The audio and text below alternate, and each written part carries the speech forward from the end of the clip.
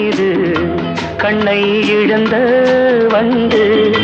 தேக சுகத்தில் கவனம் காட்டு வழியில் பயணம் கங்கை நதிக்கு மண்ணில் அணையா இளமையெனும் பூங்காற்று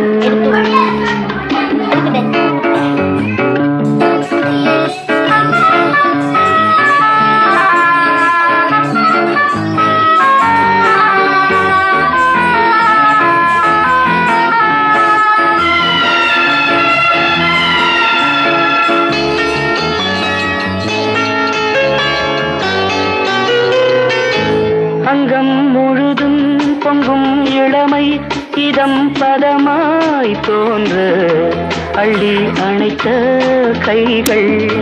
கேட்க நினைத்தாள் மறந்தாள்